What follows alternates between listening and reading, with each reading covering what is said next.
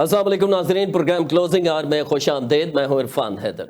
नाज़रीन, गुज़श्ता 2 रोज़ से मुल्क में सियासी बहस जारी है। क्या पाकिस्तान में नए यूनिट्स ज़रूरी हो चुके हैं, नागुज़ीर हो चुके हैं? इस हवाले से बात हो रही है। और कौन कौन सी सियासी जमातें हैं जो नए यूनिट्स बनाने की हामी हैं, कौन कौन सी मुखालिफत करने जा रही हैं, इस हवाले से भी बात हो रही है। वज़ीर दाखिला मोहसिन नकवी ने 2 रोज़ कबल जब ये एक तकरीब में खिताब किया, इस दौरान उन्होंने कहा कि मुल्क का जो निज़ाम है वो फ्लॉप हो चुका है, नाकाम हो चुका है, इस निज़ाम के थ्रू नहीं चला जा सकता। बहुत तवील उन्होंने तकरीर की जिसमें ये बात अहम थी कि वाकई क्या निज़ाम के फ्लॉप होने का मकसद मौजूदा हुकूमत का फ्लॉप होना है, या जो निज़ाम जिस तर्ज़ सियासत और तर्ज़ आइन के मुताबिक हम पाकिस्तान चल रहा है गुज़श्ता 78 साल से, उसको बदलने की ज़रूरत पर जोर दिया गया है। ये बहुत बारीक फ़र्क है जो इस हवाले से भी हम इस प्रोग्राम में आज बात करने की कोशिश करेंगे। साथ साथ बात करेंगे DGISPR कि कल एक अहम प्रेस कॉन्फ्रेंस, उसमें भी जब मोहसिन नकवी से रिलेटेड सवाल किया गया तो उन्होंने ये कहा कि ये उनकी ज़ाती राय है। ज़ाहिर है वो सियासत पर गुफ्तगू नहीं करना चाहते, लेकिन उन्होंने भी ये ज़रूर कहा कि अगर जो आबादी है मुल्क की वो 4 गुना बढ़ चुकी है, इसी तर्ज पे चल रहे हैं, कामयाबी नहीं मिल रही, तो फिर सोचने की ज़रूरत है। अब बहस ये जारी है कि आया इस वक्त नए सूबों का क़याम क्यों ज़रूरी है, इस पर हम बात करेंगे। साथ साथ ये कि पाकिस्तान पीपल्स पार्टी की जानिब से इस पर रिएक्शन भी सामने आया है। मुख्तलिफ सियासी रहनुमा ये कह चुके हैं कि घिसी फिटी पुरानी बातें हैं, इन्हें ना दोहराया जाए, और इस हवाले से एक रिएक्शन भी सामने आ रहा है। मुस्लिम लीग नून की अगर बात करें, जो वफाक में इस वक्त हुकूमत है जिनकी, वो मुकम्मल इस मामले पर खामोश दिखाई देते हैं, कोई वाज़े बयान नहीं आया। अलबत्ता वज़ीर दिफा ख्वाजा आसिफ ये कह चुके हैं कि अगले 2 से 4 महीनों में बड़ी तब्दीली आ जाएगी और हो सकता है कि आने वाला जो इलेक्शन है वो नए स्ट्रक्चर के मुताबिक हो। कल उन्होंने आम बयान दिया। राना सनाउल्लाह साहब ने थोड़ा इख्तलाफ किया, उन्होंने कहा कि मोहसिन नकवी साहब जो हैं उन पर तनकीद भी की।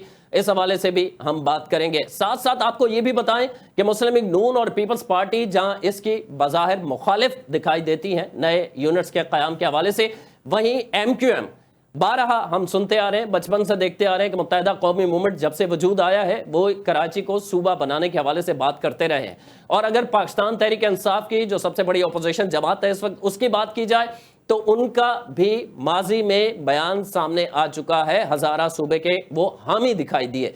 तो इसका मतलब है कि पाकिस्तान पीपल्स पार्टी और मुत्तहिदा कौमी मूवमेंट 2 सियासी जमातें हैं जो मजीद यूनिट्स बनाने के हवाले से एग्री है, या वो ये समझती हैं कि सूबे बनने चाहिए। इस पर हम बात करेंगे। सलीम सचवानी साहब हमारे साथ स्टूडियो में मौजूद हैं, आप पाकिस्तान तहरीक इंसाफ के रहनुमा हैं। सर बहुत शुक्रिया वक्त के लिए। अली अकबर गुज्जर साहब ने हमें ज्वाइन किया है, हमारे साथ मौजूद हैं, पाकिस्तान मुस्लिम लीग नून के सीनियर रहनुमाओं में आपका शुमार होता है। सर बहुत मशहूर हैं, आपने वक्त दिया। और आगे चल के हमारे साथ चौधरी अकमल साहब माहिर मईशत होंगे, वो भी हमारे साथ होंगे, उनसे भी इस हवाले से डिस्कशन करेंगे। चूँकि आप वफाकी जो सियासी जमात है, वफाकी हुकूमत आपकी है अली अकबर गुज्जर साहब, मैं आपसे आगाज़ करूँगा। वाज़े तौर पर मुस्लिम लीग नून की जानिब से नहीं बताया जा रहा कि क्या इन सूबों को बनाना नागुज़ीर है, बनने चाहिए, इसकी फेवर, या इससे आप रद्द अमल में एतराज़ कर सकते हैं कि नहीं बनने चाहिए, जिस तरह पाकिस्तान पीपल्स पार्टी की जानिब से एतराज़ सामने आया कि घिसी पिटी बातें हैं, इन्हें ना दोहराया जाए। मुस्लिम लीग नून का मौक़िफ़ क्या है नए यूनिट्स के क़याम के हवाले से? जी बिस्मिल्लाह रहमान रहीम, बहुत शुक्रिया आपका। देखें, ये जो कल बात हुई है उस पर तो पहले नंबर पे DGISPR ने जो एक मोतबर उनकी जो गवाही है, उन्होंने कह दिया है कि भाई वो मोहसिन नकवी साहब की अपनी ज़ाती राय है और किसी की ज़ाती राय के ऊपर कोई पाबंदी नहीं लगाई जा सकती। और एक जमहूरियत है, एक जमहूरी निज़ाम पाकिस्तान में चल रहा है, हर पॉलिटिकल पार्टी को, हर पॉलिटिकल लीडर को अपनी राय देने का हक हासिल है। लेकिन सूबों के बनाने की बात जो चल रही है वो सब सूबों के पास, उनकी सूबाई असम्बली के पास इख्तियार है कि वो सूबे अपना अपना फैसला करेंगे। जैसा कि सिंध है, अगर सिंध की असम्बली, पंजाब की KPK, बलोचिस्तान की असम्बली ये पास करती है, वो कहती है कि हमें मजीद सूबों की जरूरत है, तो लाजिम बात है फिर उस पर कानून और आइन कॉन्स्टिट्यूशन के मुताबिक आगे बात बढ़ सकती है। लेकिन अगर कोई सूबा ये नहीं चाहता कि उनके सूबों को 2, 3 या 4 जितने भी सूबे को बनाना चाह रहे हैं, तो वो आगे बातें नहीं बढ़ सकती, क्योंकि ये कॉन्स्टिट्यूशन के मुताबिक ही, आइन के मुताबिक ही काम होगा। तो मेरा ख्याल है कि इस पे कोई हमें मजीद चीजों को करने की, बढ़ाने की तो नहीं है कि हम कोई इस तरह का मौकफ रखेंगे जिससे हम कहेंगे जी नहीं, कोई गुज्जर साहब कोई मीटिंग तो हुई होगी, कोई पैगाम रसानी तो हुई होगी मुस्लिम लीग नून के तमाम रहनुमाओं का मौक़िफ़ क्या होना चाहिए, या फिलहाल यही है कि खामोशी इख्तियार की जाए? देखिए, मैं आपको ये बताऊं कि सूबों के खिलाफ हम लोग देखें, अगर कोई पाकिस्तान के लिए, पाकिस्तान की बेहतरी के लिए, पाकिस्तान की कौम की बेहतरी के लिए कानून और आइन के मुताबिक इंतजामी तौर पे कोई यूनिट बनाए जा सकते हैं, तो वो भी पूरी पाकिस्तानी कौम और सूबों की हुकूमतों के और कौम की मशावरत के साथ, कंप्लीट मशावरत के साथ सब लोगों की राय बीच में आनी चाहिए। तो फिर जो भी वो कौम फैसला करे, वहाँ की सूबाई हुकूमतें फैसला करें, तो फिर आगे बात उसकी आगे बढ़ सकती है। अदरवाइज अगर कोई सूबा ये नहीं चाहता, किसी बात पे करना चाहता, तो उस पर उनकी ऑब्जर्वेशन है, तो लाजिम बात है उसके बगैर तो काम नहीं हो सकता। अगर कोई बेहतरी आती है, मैं फॉर एग्जांपल पंजाब में अगर चाहते हैं, मुस्लिम लीग नून की हुकूमत है कि वो अगर पंजाब में सूबे बनाना चाहते हैं वहाँ पे, तो वो ठीक बात है, आगे चलें, आगे बढ़ाएं। जनूबी पंजाब सूबे के हवाले से गुज़श्ता 40-50 साल से हम भी सुन रहे हैं, उनका मुतालबा है जनूबी पंजाब वालों का। हाँ, यूपी पंजाब का, वहाँ तो 2-3 की बात पहले सुनने में आती रही, वहाँ तो कभी किसी ने ये नहीं कहा। लेकिन हमें इस पर किसी पे कोई एतराज नहीं, जो पार्टियां मिलकर फैसला जो करेंगी, करना चाहें तो उनको बैठ के फैसले करने चाहिए। अगर उसमें इख्तलाफ होगा तो फिर कभी भी इख्तलाफ हो तो फिर कोई भी ऐसी काम नहीं होना चाहिए कि हम अपनी कौम, अपने मुल्क के अंदर कोई इंतशार या इख्तलाफ राय ऐसी पैदा करें जिससे हमारी कौमी यकजहती को नुकसान हो, हमारे इत्तेहाद को नुकसान, हमारे मुल्क के लिए चीजें खराब होने की तरफ जाएं। हमें इसे अवॉइड करना चाहिए, इस चीजों को देखना होगा। तो अगर मुशावरत होती है तो ठीक है, आगे बढ़ेंगे। अगर कोई किसी को कबूल है तो फिर इसमें हमें कोई इतराज नहीं हो सकता। ठीक है, मैं तहरीक इंसाफ का मौक़िफ़ जान लेता हूं। सलीम सचवानी साहब हमारे साथ मौजूद हैं। सलीम साहब, MQM तो वाज़े कहती रही है, माजी की तकारीर मौजूद हैं, वो पुरानी MQM हो या मौजूदा MQM पाकिस्तान हो, वो सूबों का मुतालबा करते रहे, खुसूसन कराची और हैदराबाद को वो कहते रहे कि एक सूबे की शक्ल दी जाए। इस पर पीपल्स पार्टी और उनके दरमियान काफ़ी तलखी भी रही। आपकी जानिब से भी, तहरीक इंसाफ की जानिब से भी, माजी करीब की हम बात करें तो हज़ारा को सूबे बनाने की हिमायत की गई थी, ना कि मुखालिफत। तो 2 जमातें ऐसी सामने आई हैं जो खुलकर ये तवक्को की जा रही है, MQM तो है ही, कि आप भी नए यूनिट्स के क़याम के हवाले से हिमायत में होंगे। क्या तहरीक इंसाफ का मौक़िफ़ है इस पर?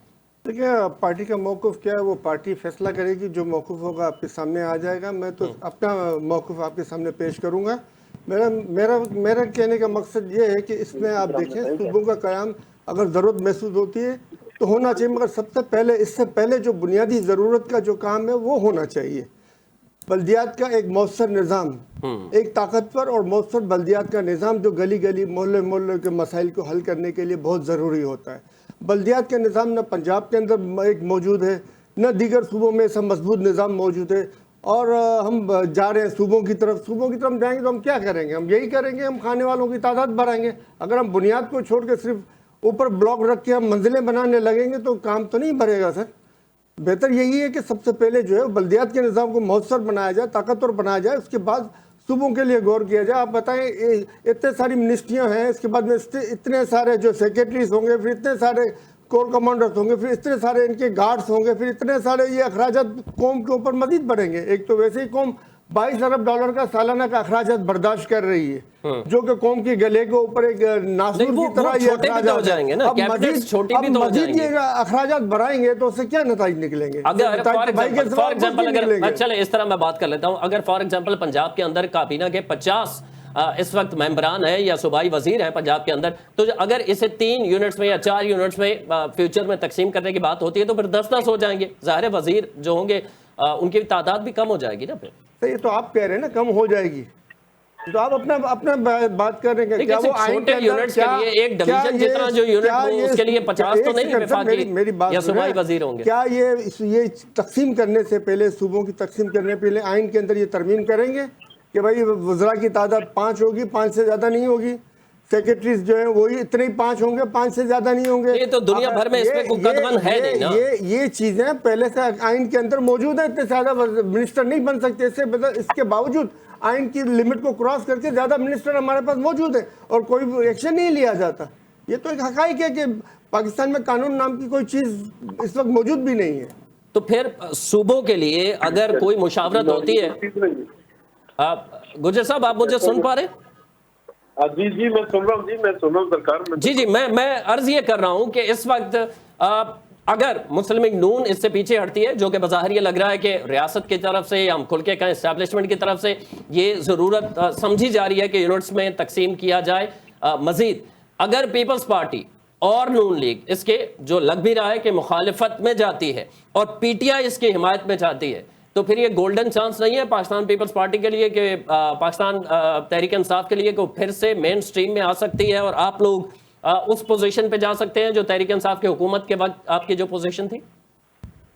नहीं, देखिए मैं आपसे अर्ज करूं, इस तरह की कोई बात नहीं है। देखिए वो हर एक का अपना अपना मौकफ है। अगर वो करते हैं तो बिल्कुल उनको हक हासिल है कि वो अपनी बात करें, अपने मौकफ को आगे लेके चलें। हमारा अपना एक मौकफ है, हम एक आजाद पॉलिटिकल पार्टी है, पीटीआई का अपना एक मौकफ है, पीपल्स पार्टी का अपनी बात है। तो वो हर एक अपने अपनी बात है, वो सबने अपने एजेंडे को देखते हुए, अपनी चीजों को देखते हुए आगे बढ़ना है। तो अगर वो स्मार्ट गेम कोई भी करना चाहेगा तो करे, उसमें से किसी को कोई पाबंदी तो किसी पे नहीं लगाई जा सकती। तो इस स्मार्ट गेम में जो आपका नुकसान हो सकता है उसका अंदाजा है? नहीं, देखिए हमें तो उस पर, देखें हमें नुकसान की बात नहीं है, हमें तो अपनी मुल्क और कौम के लिए देखना है कि वो हमारे मुल्क के लिए क्या बेहतर है। अच्छा। हमारी कौम के लिए बेहतर है। जो 79 ईयर से जो हमारे मसाइल हैं, आया कि वो कम हो सकते हैं या बढ़ सकते हैं। जैसे मेरे भाई ने अभी कहा है, बड़ी खूबसूरत बात की है मेरे भाई ने, कि हमें इन चीज़ों से पहले, इन चीज़ों को करने से पहले जो बुनियादी तब्दीलियां हैं जो आपकी आइन के मुताबिक करने चाहिए, लोकल गवर्नमेंट को हमें स्ट्रेंथन करना चाहिए। तो लोकल गवर्नमेंट, ये सूबाई कौमी के मामला जो है, कि लोकल गवर्नमेंट सारे डेवलपमेंट के काम है वो लोकल गवर्नमेंट करती है, उसको एक कॉन्स्टिट्यूशनल उनको कवर देना चाहिए। यहाँ तो ये पहले बात चल रही थी कि वहाँ सूबाई चीफ मिनिस्टर जो सूबे के हैं, वो उनको फंड जो मिलता है तो वो सारा नीचे, अगर कोई भी मुखालिफ पॉलिटिकल पार्टी आ जाती है, कोई भी आती है, अपोजिशन में होती है, तो उनके एमएनएज को या एमपीएस को या लोकल गवर्नमेंट के चेयरमैन को फंड नहीं दिया जाता। तो ये आईनी तौर पे आना चाहिए कि वहाँ सूबे को जैसे फंड मिलता है एनएफसी अवार्ड के तहत, इसी तरह से डिस्ट्रिक्ट गवर्नमेंट को भी पैसा मिलना चाहिए कि वो किसी का मरहूने मिन्नत ना हो वहाँ पे। तो उससे बुनियादी तौर पर सारे मेरा ख्याल है कि वो काफ़ी सारे मसाइल हल हो सकते। तो हमें इसको पहले मजबूत करना चाहिए। अगर कल को जरूरत पड़ती है कि आप उसमें प्रॉपर, इसके ऊपर एक काम होना चाहिए जिसपे रिसर्च करके उसके पीछे जैसे काम सारे कर लें कि अगर हम ये यूनिट बनाते हैं इंतजामी तौर पे या कोई भी उसको नाम दे लें, उससे अगर उस कौम के सूबे के अखराजात में 2-3 गुना अगर बढ़ जाते हैं, तो फिर अगर बढ़ा के अगर वो सर्वाइव कर सकते हैं, अच्छा काम कर सकते हैं, तो बिल्कुल वो फिर उनकी जिम्मेदारी है।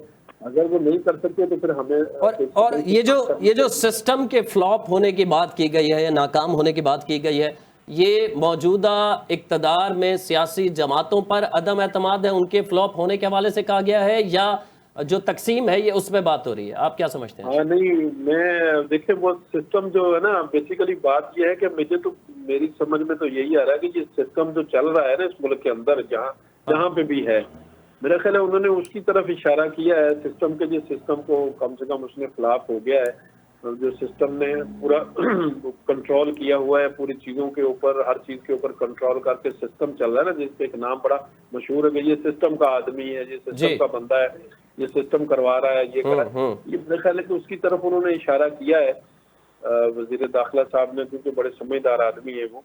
तो शायद मेरा ख्याल है कि वो सिस्टम वालों को और उन चीज़ों को समझ लेना चाहिए कि ये चीज उस तरफ जाना जा रही हो। ठीक है, मैं तहरीक इंसाफ का भी इस पे मौक़िफ़ भी नहीं, मेरी सुने, मैं पूरी बात कर दूं। जी जी।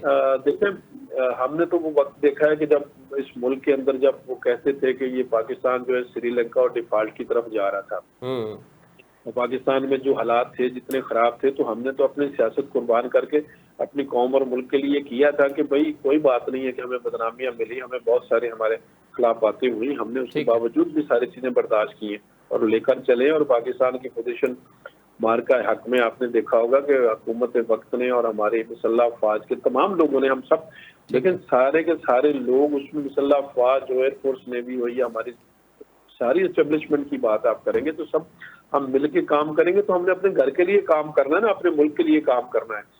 हम किसी के ऊपर एहसान तो नहीं कर रहे किसी के ऊपर, वो जो अपना घर ठीक करेंगे तो फिर। अली अकबर साहब, वो जो इस्तिलाह इस्तेमाल होती रही है माजी में, अब भी इस्तेमाल होती है, एक पेज वाली, ये पेज में कोई दरारें तो नहीं आ गई, कोई खुदा न खास्ता पेज फटने वाला? नहीं नहीं, देखिए पेज तो अल्लाह ना करे कि पेज फटे।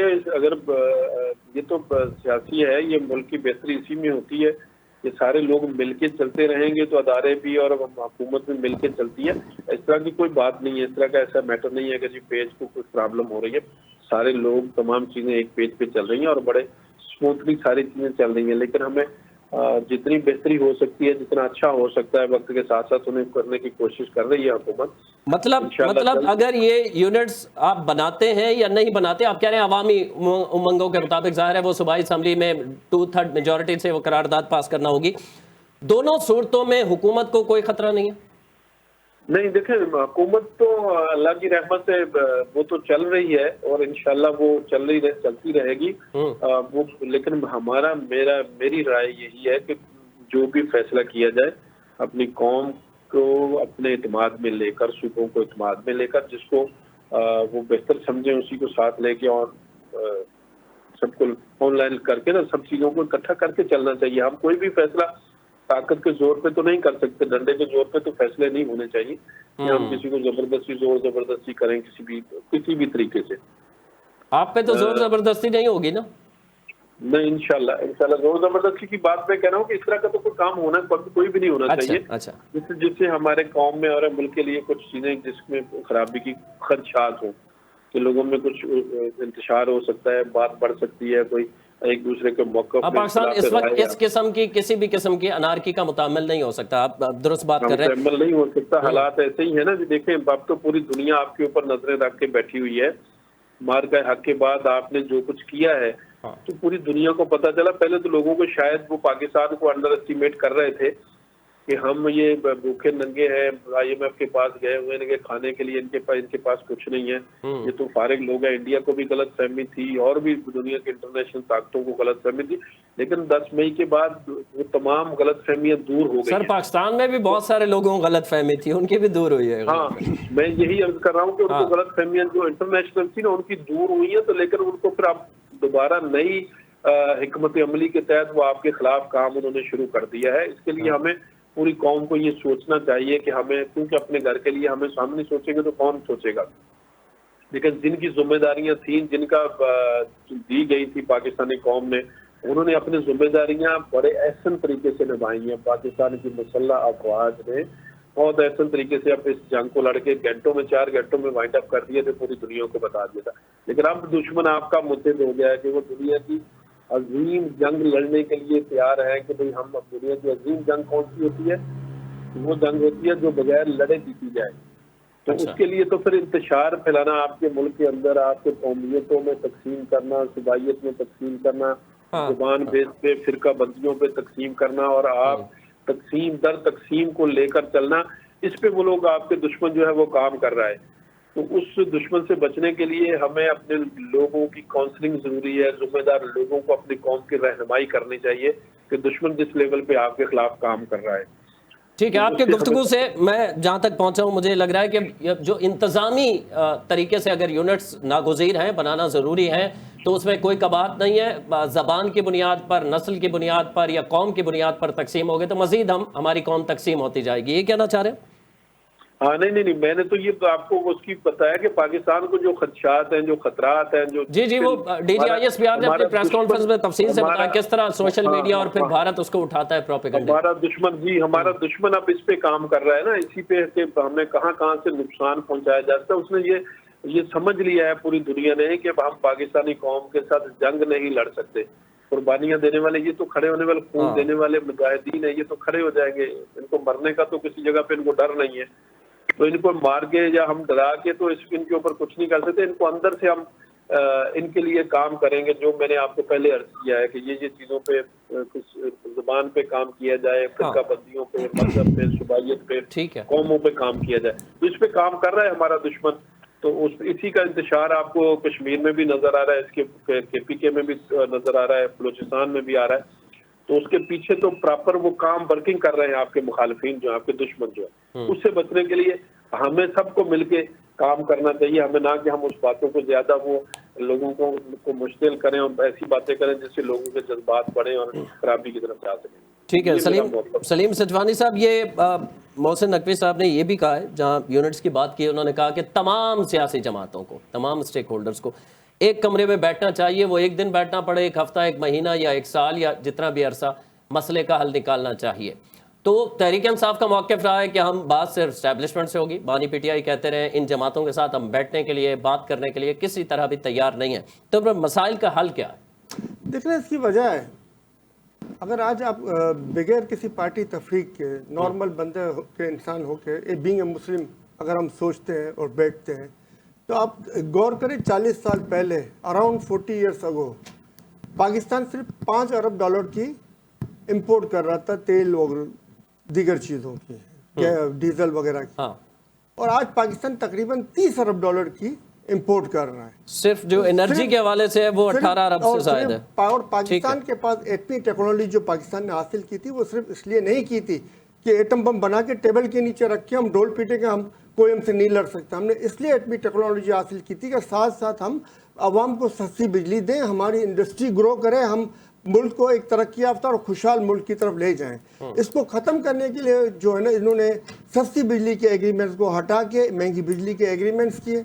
ये इस हद तक जालमाना एग्रीमेंट्स हैं कि पाकिस्तान की इंपोर्ट जो 5 अरब डॉलर की थी, वो तकरीबन 30 अरब डॉलर पे इन्होंने पहुंचा दी। उसके बाद 2013 से लेकर 2018 तक 24,000 मेगावाट बिजली हमारे पास होने के बावजूद नवाज शरीफ साहब ने 24,000 के करीब तकरीबन जो है ना बिजली और मुआहदे कर लिए। आज पाकिस्तान कैपेसिटी की मद में सिर्फ 5 अरब डॉलर कैपेसिटी की मद में दे रहा है, और 1-2 अरब डॉलर के लिए IMF के कदमों में बैठा होता है और भीख मांग रहे होते हैं हम। तो ये तनज़्ज़ुली की तरफ ले जाने के लिए, उसको तनज़्ज़ुल से निकालने के लिए तमाम सियासी पार्टियों को बैठना चाहिए, या जो तमाम मुहिब वतन सियासी पार्टियों को और तमाम मुहिब वतन लोगों को जो कि हक में, चाहे वो जनरल साहिबान हो, चाहे वो जर्नलिस्ट साहिबान हो, चाहे वो कारोबारी हल्कों हो, सोचना चाहिए कि ये जो बुनियाद जिसको हमने गलत दीवार खड़ी कर दी है, उसके ऊपर हम छत तामीर करने जा रहे हैं। तो हम जैसी भी छत तामीर करेंगे, जब हमारे पिलर टेढ़े होंगे तो हम कैसे उसको छत को सही कर पाएंगे। तो सबसे बेहतर जो हमारी जो कौमों की तरक्की और तामीर के लिए चाहिए होती है, वो तवानाई होती है, और तवानाई को ही हमने तनज़्ज़ुली का जरिया बना लिया अपने मुल्क के अंदर में। सबसे पहले हमें इसको दूर करना होगा, इसके बाद ही हम जाके कुछ बेहतरी की तरफ जा सकते हैं। इसके लिए तरीकाकार क्या होना चाहिए? जो आपका दौरे हुकूमत वफाक का था, उसमें उस चीज़ को तब्दील करने के हवाले से कोई कोशिश की गई हो? देखिए, उसके हवाले से बहुत ज़बरदस्त कोशिश की खान साहब ने, और आपको याद है कि 145 रुपये के ऊपर जो है ना उन्होंने डॉलर को ब्रेक लगाया गया, इससे ऊपर हम डॉलर्स आपको पेमेंट नहीं करेंगे। तो आज जो अगर पाकिस्तान जो बचा हुआ है, तो वो खान साहब के उस अक्लमंदाना फैसले की वजह से बचा है, वरना जिस तेजी से इसके बाद डॉलर के रेट की बात नहीं कर रहा, मैं ये कह रहा हूं कि उन मुआहदों को कैंसिल करके आप अपने मुआहदे कर। पहले बात को आप समझें, अगर ये 145 अरब रुपए पे नहीं, 145 रुपए पे नहीं रोका होता खान साहब ने, तो आज आप 280 रुपये इनको पेमेंट कर रहे होते, 280 के हिसाब से पेमेंट हो रही होती। तो आप बताओ क्या पाकिस्तान मुतमल हो सकता था इसका? यानी 5 अरब डॉलर की जगह हम 10 अरब डॉलर कैपेसिटी की मद में दे रहे हो, तो क्या पाकिस्तान मुतमल हो सकता था इसका? 30 अरब डॉलर 25 अरब डॉलर की इन्होंने पहले भरा दी है। और इस तरीके से पाकिस्तान को जब डुबोने के लिए बगैर, मैं थोड़ी देर पहले ही आपको कहा कि बगैर किसी पार्टी के, बगैर किसी, सिर्फ पाकिस्तानी मुसलमान बन के हमें सोचना होगा। और पाकिस्तानी मुसलमान बन के अगर हम चाहते हैं पाकिस्तान हमारा तरक्की करे, तो सबसे पहले हमें अपने तवानाई के मसलों को बेहतर करना होगा। कैसे? मतलब इसको ख़त्म कर दें आप? देखिए, इस मुआहदे के अंदर में जो कैपेसिटी के मुआहदे में है, जो न्यूक्लियर के थ्रू बनाना है, उस पर जाएं। न्यूक्लियर के आप थ्रू जा सकते हैं, आप विंड्स के थ्रू जा सकते हैं, आप जो है वो पानी के जरिए जा सकते हैं, बहुत सी चीज़ों के जरिए जा सकते हैं। आप न्यूक्लियर आपकी ज़रूरत है। जिस दौर में इंडिया पुरअमन न्यूक्लियर प्लांट लगा रहा था अमेरिका के साथ मिलकर, उस दौर के अंदर पाकिस्तान जो IPP से मुआहदे करके महंगे जो है ना वो कमीशन खड़े कर रहे थे हमारे सियासतदान। उसको तब्दील नहीं किया ना, लफ्जी तौर पर तो तहरीक इंसाफ का मौक़िफ़ बड़ा अच्छा ये होना चाहिए, लेकिन जब अपनी दौरे हुकूमत था तो उसको क्यों नहीं किया? आज डोनाल्ड ट्रंप माय डियर वजीर आजम, माय डियर फील्ड मार्शल के नारे लगा रहा होता है, मगर इंडिया को उसने अपॉर्चुनिटी दी है कि वो रशिया से सस्ता तेल दे, न सिर्फ सस्ता तेल अपने लिए रखे बल्कि दुनिया को भी बेचे वहां से और अपनी सर रिफाइनरी में हमारा करके। हम रशिया से सर, तेल लेके सर, यूज नहीं आप कर सकते। वो आप क्यों डिमांड नहीं करते इनसे कि हमें भी इक्तिसादी अपॉर्चुनिटी हम मिले? रशिया ये से जब तक हम अगर अपनी लेंगे तो जातियात को उसे छोड़ के मुल्क का नहीं वो सोचेंगे, मुल्क फर्नेस तरक्की ऑयल नहीं कर होता, सकता। टेक्निकली थोड़ा सा बताने की जरूरत है। फर्नेस ऑयल नहीं, उसको यहाँ पे प्योरीफाई करना पड़ेगा सर, और मैंने उसके वही लिए अर्ज एक किया नया उनकी प्लांट लगा। रिफाइनरियों में, मैंने आपसे जी। यही अर्ज किया उनकी रिफाइनरियों में। तो सर रिफाइनरी लगाए ना, ये भी कौन मना कर रहा है इनको? किसी ने रोके हुए तो नहीं? अगर सस्ता पेट्रोल मिल रहा है गुजर साहब तो आप लगाए रिफाइनरी लगाए ना, वो कह रहे हैं कि आसान कर दे मामला। बात ये है कि बड़े आका साहब इनके जो है वो परमिशन ये- देंगे इनको?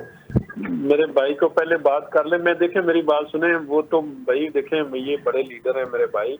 वो कह रहे हैं कि पाकिस्तान बचा हुआ है इमरान खान की फहम, फरासत, दूरअंदेशी और जहानत की वजह से। तो ये बस मेरे भाई को मैं क्या कह सकता हूँ। मैं नहीं चाहता कि मैं कोई इस तरह की बातें करूँ जिससे मेरे भाई को तकलीफ हो।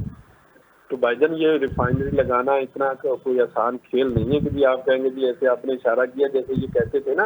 बेसिकली इसी तरह से मेरे भाई बात कर रहे हैं जैसे वो इनके एक था वो पता नहीं कितने अरब डॉलर पकड़ेगी और मुंह पे मारेगी, और हाँ। दूसरे पे भी मुंह पे IMF पे भी उठाएगी, इतने 100 अरब डॉलर इतने मारेगी और ये करेगी वो करेगी।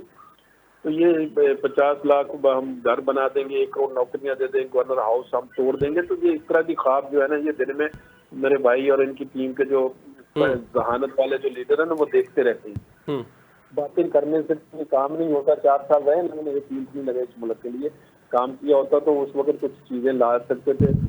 वहाँ पे वो स्मार्ट प्राइम मिनिस्टर जो था वहाँ से हेलीकॉप्टर पे आते थे और घर चले जाते थे। 3-4 घंटे से ज्यादा प्राइम मिनिस्टर हाउस में बैठते नहीं थे, और वो कहते थे कि मैं साइकिल पे जाऊंगा और महात्मा बनने की पूरी उन्होंने कोशिश की है। लेकिन खुदा का नाम लें, चलो अब वक्त गुजर गया है, अभी भी अकल के नाकल सीख लें। तो ये कौम को सही डायरेक्शन में लेके चलें। लोगों को जो एक बात इन्होंने अच्छी की कि हमें कौम के लिए, मुल्क के लिए इकट्ठे होना, सब पॉलिटिकल पार्टी को होना चाहिए। इनको तो हम ऑफर करते रहे, जब ये आए थे 18 में उस वक्त भी ऑफर की थी कि आए हम COD चार्टर्ड ऑफ इकोनॉमी करते हैं। फिर इस दफा भी इनको हमने अभी ऑफर दी, थोड़े महीने पहले प्राइम मिनिस्टर ने कहा कि बैठो आओ मसले का हल बैठ के पार्लियामेंट में करते हैं। लेकिन ये बात किसी को समझते नहीं है, सुनते नहीं है। अब ये इस तरह तो निज़ाम नहीं चलेगा। ये किसी का नहीं, असम्बलियों से ये खुद इस्तीफे देके भाग जाते हैं, अपने सूबाई असम्बली को तोड़ देते हैं, नेशनल असम्बली को तोड़ते हैं। ये टीचर पंजाब इतना बड़ा, तो आपके पास 2 सूबों की हुकूमत थी पिछली, जब इन्होंने तोड़ के चले गए। उन्होंने कहा जी हम नया, पता नहीं किन्होंने इनको मशवरा दिया, और ये इनकी फहमो फरासत यही है जो आपके सामने सारी चीजें। सब अब बेहतर कर लेना चाहिए हमें आप मामला पाकिस्तान को। चले कर लिया जो कुछ थी, पागलपन थे, बेवकूफियां थी, नाअहलियत थी, लोगों को काम का नहीं पता था। उनको फाइनेंस मिनिस्टर जिनको लगा दिया, जो HR का आदमी था उनको फाइनेंस मिनिस्टर आपने लगा दिया असद उमर को। लोगों को पता नहीं था, वो पोस्टर बॉय बना के पेश करते रहे। जब आए तो IMF में वहां पे जब मीटिंग करने गए तो उन्होंने उनको IMF वालों से उठा दिया। उसको असद उमर को कहा कि भाई ये HR का आदमी है, फाइनेंस का बंदा चाहिए इसमें से। लेकिन इस तरह के फैसले बातें करने से तो मेरे भाई ऐसा नहीं होगा। लेकिन ये अली अकबर साहब, अली कथा कलामी की माजरत, ये जो सारी चीजें आपने गिनवाई कि ये माजी में होता रहा, ठीक है, लेकिन हम कब तक लकीर पीटेंगे? मौजूदा हुकूमत जहां आलमी सतह पर खारजी महाज पे बहुत कामयाबियां हासिल की हैं, इससे मैंने कई तहरीक इंसाफ के लोगों को भी लिया, उन्होंने भी इसका एतराफ़ किया है कि पाकिस्तान ने कामयाबी हासिल की है, ये अपनी जगह। लेकिन एक आम आदमी की जिंदगी बदलने के लिए फाइनेंशियली तौर पर या हम माशी तौर पर कहें तो अभी तक कोई बड़ी कामयाबी हासिल नहीं कर सकते। पिछले PDM के हुकूमत का दौर भी यही वजीर आजम थे, अब 2.5 साल हो चुके हैं। इस हुकूमत को बेहतरी नहीं बल्कि हम मुसलसल तनज़्ज़ुली की तरफ जा रहे हैं माशी तौर पर। नहीं देखिए, मैं आप ये बात को मतलब मैं कोई हवा में तो कोई बात नहीं कर रहा हूँ कि देखिए ये इसराइल और अमेरिका और ईरान की जंग जो थी मिडिल ईस्ट में, जो इतने हालात खराब हुए जिसकी वजह से हमारे पाकिस्तान पे हमें बहुत बड़ा नुकसान हुआ। ऑयल की प्राइसेस जो कंट्रोल में नहीं आ रही, इस जंग की वजह से बहुत सारी चीजें डिस्टर्ब हुई हैं। ये मैं भी जानता हूँ, आप भी जानते, मेरे भाई भी जानते, सारे जानते। हम लोग ब्लेम गेम या कोई नंबर गेम नहीं कर रहे हम। तो ये क्राइसिस ने, इस जंग ने बहुत सारे नेगेटिव इफेक्ट हमारी कौम के ऊपर, हमारे मुल्क पे, इस खित्ते के ऊपर, सबके ऊपर डले हैं। तो इंशाल्लाह ये मामला जैसे हल हो जाएगा, उसकी हल की तरफ चल रहे हैं। अल्लाह करे कि ये हल हो जाए और हालात बेहतरी की तरफ जाएंगे। तो ये क्योंकि प्राइस कंट्रोल में नहीं आ रही, तो ये ऑयल की कीमतों ने बहुत सारा डिस्टर्ब किया है चीज़ों को। ऑयल की कीमतें बढ़ती तो सारी जगह पर महंगाई बढ़ जाती है उसमें। तो कोशिश पाकिस्तान का किरदार वहाँ पे उस चीज़ों को, जंग को अमन में लाने के लिए पूरे इंटरनेशनल दुनिया में बड़ा अहम किरदार अदा किया है पाकिस्तान की हुकूमत ने, हमारे सबने मिलके। तो ये अल्लाह करेगा ये इंशाल्लाह जल्द ये चीजें सीधी हो जाए तो वापसी महंगाई का जो दौर है वो कम होना शुरू हो जाएगा इंशाल्लाह जल्द। चले हम उम्मीद रखते हैं। हम आखिरी हिस्से में प्रोग्राम के बात करेंगे। मैं सचवानी साहब से बाद में जवाब दूंगा, पहले हुकूमत के लिए कितनी मुश्किलात हो सकती हैं। आज शौकत यूसुफ ज़ई साहब का बयान मौजूद है जंग अखबार में। वो कहते हैं कि मौलाना फजल रहमान से बहुत सारी मुलाकातें हुई हैं और हम एक साथ हुकूमत के खिलाफ तहरीक चलाने के हवाले से जो मीटिंग्स हैं 90% हम मामला तय कर चुके हैं मौलाना के साथ। तो अगर 5 अगस्त को बड़ा एहतजाज का ऐलान कर दिया जाता है, फिर उसमें मौलाना भी शामिल हो जाते हैं, तो हुकूमत की परेशानियां तो फिर बढ़ जाएंगी। बलोचिस्तान, खैबर पख्तूनख्वा के हालात आपके सामने है, आज़ाद कश्मीर में भी जो है वो पूरी तरह अमन नहीं कायम हो पा रहा, तो हुकूमत की मुश्किलात तो बढ़ती हुई हम देख रहे हैं। हाँ, ये बात तो देखें, मैं आपको पता ना सारे को जो लोग एहतजाज करने के लिए निकलना चाह रहे हैं, जो लोग कौम, ये जो यूसुफ ज़ई साहब का आपने जिक्र किया है कि मौलाना साहब का दिया, सबका ये आईनी हक है कि वो जमहूरी दौर में रहते हुए एक आइन और कानून के अंदर रहते हुए अपना एहतजाज करें, आए बाहर आए, आके बात करें, अपनी अपने मौक़िफ़ की बात करें। लेकिन अगर कोई ये समझे कि जी हम इस एहतजाज की आड़ में कानून को हाथ में लेंगे, आइन को हम बुनियादी मकसद एहतजाज का बानी पीटीआई की रिहाई मुतालबा ये रखा गया। नहीं, मैं अर्ज करूँ ना जी कि अगर कोई लोग ये समझते हैं कि हम उस एहतजाज की आड़ में बानी की रिहाई के लिए हम गवर्नमेंट को, हुकूमत को, रियासत को प्रेशर में ले लेंगे और हम इस तरह की कोई हुकूमत की अमलाक को, लोगों को, हमारे सिस्टम को, हुकूमत को, लोगों को खराब, उनकी जिंदगियों में परेशानियां खड़ी करेंगे, तो ये इंशाल्लाह हम नहीं होने देंगे अल्लाह ने चाहा तो इसको बातचीत से मामला सॉल्व किया जाएगा या वही हम पिछले देखिए हम तो बात देखें, सियासत में तो बातचीत ही की जाती है। सियासी लोग तो कभी भी लड़ाई झगड़े की तरफ नहीं जाते, उनको तो टेबल पे बैठकर ही अपने मसाइल का हल करना होता है। उसका अपना अगर कोई अकल के साथ, समझ, दूरअंदेशी के साथ बैठकर किसी भी मामला का, जंगे मसलों का हल कभी भी नहीं हुआ दुनिया में, तारीख हमारी बताती है। जंगे लड़ने के बाद भी आपको टेबल पे बैठना होता है, और टेबल टाट पे बैठकर जो टेबल पे जीते वही होता है। तो हमें जब तक हमारी पॉलिटिकल पार्टी या पॉलिटिकल लीडरशिप जो है, बहुत सारे लोग हैं जो इस पे अभी तक भी यकीन नहीं रखते, वो चाहते हैं कि हम बैठेंगे नहीं, हम बात नहीं करेंगे, हम लड़ेंगे, एहतजाज करेंगे, हमले करेंगे चीजों पे, इमरात पे, शोधा की यादगारें तोड़ेंगे, GHQ पे हमले करेंगे और हमारे दफ्तरों को तोड़ देंगे, मोटरवे की वहाँ पे जो टोल प्लाजा उनको तोड़ देंगे, रेडियो पाकिस्तान की अमलात को आग लगा देंगे। तो ये तो अपने घर को तबाह करके तो हम आगे तो नहीं बढ़ सकते नुकसान देके।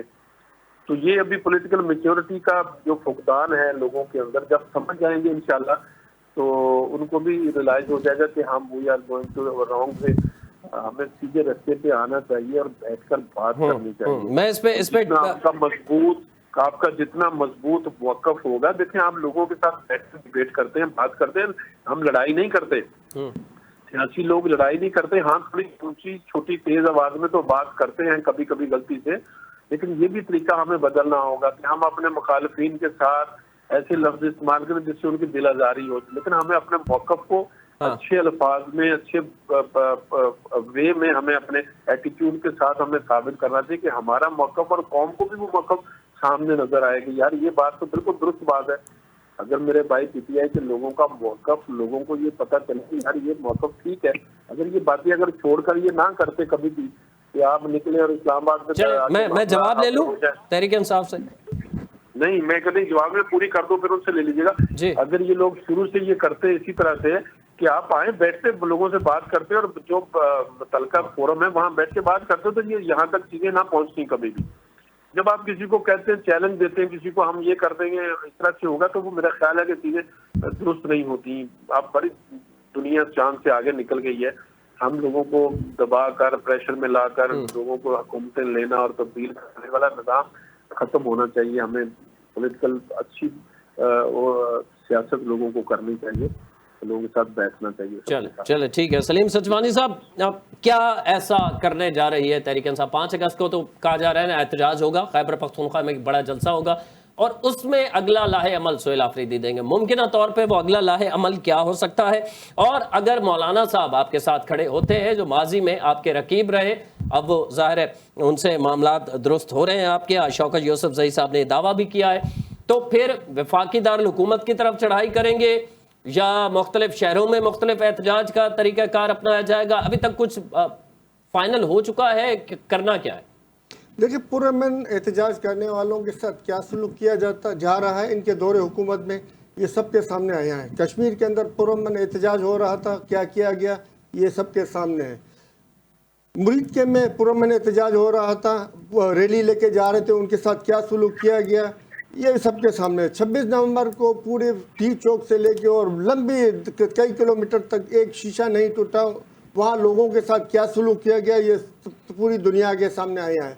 बलूचिस्तान में भी क्या किया जा रहा है ये सबके सामने है।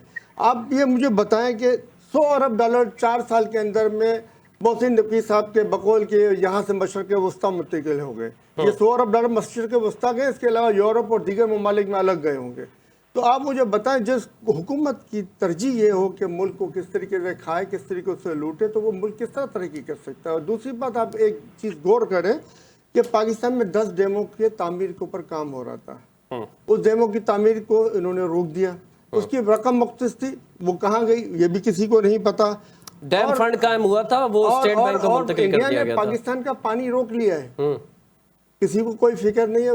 एक्ट ऑफ वार के नारे तो हमने बहुत सुने, अब तो उन्होंने इजाफी पानी छोड़ दिया है पिछले दो चार दिनों से। हमने बहुत सुने, इजाज कभी मर्जी में आता है इजाफी पानी छोड़ देता है, मर्जी में आता है हमारे पानी रोक लेता है, मर्जी पहले पानी छोड़ के हमारे किसानों की फसलों का बेड़ा गर्क करता है, फिर पानी रोक के हमारे किसानों की फसलों का बेड़ा गर्क करता है। मुल्क की तरक्की किस तरह करेगा सर? आप पानी छोड़ता है उसके लिए आपने डैम नहीं बनाया, पानी रोका है उसके आपने कोई कार्रवाई नहीं की, तवानाई को आपने वैसे ही बेड़ा गर्क कर दिया। खान साहब के दौर के अंदर में नौकरियों की ये बात कर रहे थे, 45,50,000 नौकरियां प्राइवेट सेक्टर के अंदर में। एक मिनट मैं अपना सेक्टर बता दूं, पहले आप मौका बाद में दीजिएगा, पहले मेरी बात मुकम्मल हो जाए। इसी से रिलेटेड है ना, फिर आप आगे निकल जाएंगे। आप रोक के आप बता दीजिएगा, मेरी बात मुकम्मल हो जाए, आप कर लीजिएगा अपनी बात, मैं रोक तो नहीं रहा हूँ आपको। 45,50,000 नौकरियां प्राइवेट सेक्टर में पैदा हुई, क्योंकि हमारी एक्सपोर्ट जो है वो $20 अरब से $35 अरब तक चली गई, जिसके और हज़ारों नहीं लाखों मकानात के लिए लोगों ने बगैर उसके सूद के कर्जा लिया और अपने मकानात तामीर किए। इसके अलावा कितने मकानात जो तामीर शुदा थे जो आज तक पड़े हुए और उसके ऊपर कोई काम नहीं हो रहा। तो ये चीज़ें तो आपके सामने हैं। लोग तकरीबन खान साहब के दौर में सिर्फ मीडिया की बात कर रहा हूँ, अखबारात बंद हुए, टीवी चैनल से लोग निकाले गए, जितना जो वफाकी हुकूमत के इश्तिहारात का पैसा था वो टीवी चैनल्स को मुंतकिल करने के बजाय वो पैसा अपने कीबोर्ड वॉरियर्स को मुंतकिल किया गया, जिसकी वजह से उन चैनल्स का लॉस हुआ और लोग निकाले गए। ये भी एक हकीकत है। ये हकीकत है, होगी, आपकी बात में मना नहीं करता, मगर दूसरी हकीकत भी आप देखें ना, मीडिया को गैर जरूरी इश्तिहारात दिए जाते हैं। हाँ, सब वो गैर जरूरी डिसाइड होगा ये जरूरी है और ये गैर जरूरी है। सर एक सड़क बनती है उसके लिए 10 दफा इश्तिहार आ जाता है कि हमने ये सड़क बना दी। हुकूमत का इत्तलात का पैसा इसलिए होता है ना। 50-100 की जो है ना वो बाइकें तकसीम होती हैं, उसके लिए इश्तिहारात की ढेर लगा दिए जाते हैं कि भाई हमने बाइकें तकसीम की। लैपटॉप तकसीम होते हैं चंद हज़ार, इसके लिए हज़ारों अरबों के जो इश्तिहारात लगा दिए जाते हैं। सर इस तरीके से कौम का पैसा तो बर्बाद नहीं होना चाहिए ना। अगर मीडिया से कुछ लोग बेरोजगार हुए तो उनके लिए अल्टरनेट बंदोबस्त होना चाहिए था, उसके लिए मैं नहीं कह रहा हूं उनको कंपनसेशन मिलना चाहिए था, मगर अब गैर जरूरी तौर पे कौम का पैसा भी तो बर्बाद नहीं होना चाहिए ना सर।